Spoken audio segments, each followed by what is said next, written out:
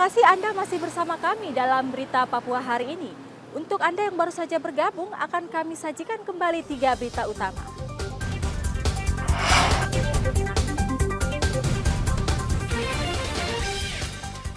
Nahkoda kapal nelayan Merauke diduga dibunuh anak buah, hasil tangkapan dicuri. Akibat miras, 2 kelompok pemuda di Mimika bentrok, 1 orang tewas. Pasokan dari petani lokal minim, harga cabai di Mimika naik 100%.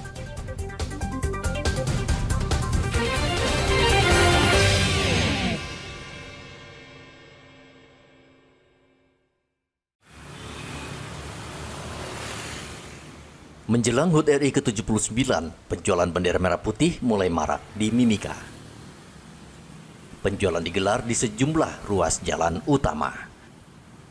Pernak-pernik HUT RI itu dijual dengan harga bervariasi, mulai dari Rp5.000 hingga Rp400.000. Ya, dari tanggal 23 saya sudah mulai jualan sampai hari ini. Bervariasi, ada yang mulai dari harga Rp5.000 sampai ada yang harga 400, ada yang 4,5, bervariasi Kak. Tergantung begini-begini, ini 400 itu. Itu berapa meter? Panjangnya sekitar kurang lebih 10 meter. Ada yang separohnya, ya ada yang ukuran 5 meter juga ada.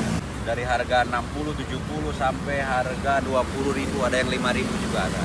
Yang 70 tadi berapa meter? Ini kurang lebih 1 meter 80 panjangnya. Umbul-umbul harganya 50, panjangnya 3 meter, ada yang pendeknya panjangnya 2,5 meter, harganya 45-40. Juga gambar sekarang ada corak baru, Garuda Cendrawasih. Ini corak baru karena ada permintaan juga tuh. Ada yang Garuda, ada yang Cendrawasih, ada yang polos, bervariasi. Tapi memang ada yang laku, sudah ada laku. Alhamdulillah, biar sedikit-sedikit. Biarpun belum masuk ke bulan Agustus, tapi ada kelaris setiap hari ada, alhamdulillah. Kita tahu 5.000, 10.000 ada. Dikirim ke sini. Ini barang ini dari bulan 3 sudah tiba di sini Kak. Bulan 3, bulan 4 sudah siap di sini. Walaupun belum memasuki bulan Agustus, pedagang bendera ini mengaku sudah meraup keuntungan lumayan besar setiap harinya. Dari Mimika, Papua Tengah, Ikobat Momolin melaporkan. Program imunisasi polio tahap kedua pada pertengahan Juli ini terpaksa tidak bisa dilanjutkan di Merauke, Papua Selatan karena stok vaksin polio di Dinas Kesehatan habis. Dinas Kesehatan Merauke saat ini sedang menunggu kiriman vaksin dari Kemenkes. Masyarakat terpaksa harus bersabar menunggu dan tidak diketahui pasti kapan vaksin akan dikirim ke Merauke. Kita masih belum mulai, masih menunggu vaksinnya. Ya. Yang vaksinnya nggak ada ya, Dok?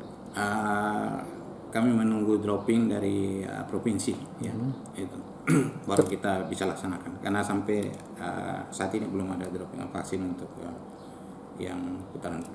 Belajar dari tahap pertama untuk mencapai target, lalu tahap kedua ini seperti apa, Dok? Menurut saya mungkin hasilnya pun tidak akan jauh berbeda dengan putaran pertama, ya, gitu. Walaupun kita tetap berupaya ya mengintegrasikan atau mensinergikan dengan program-program yang sementara ini jalan di puskesmas, ini bisa kita lakukan.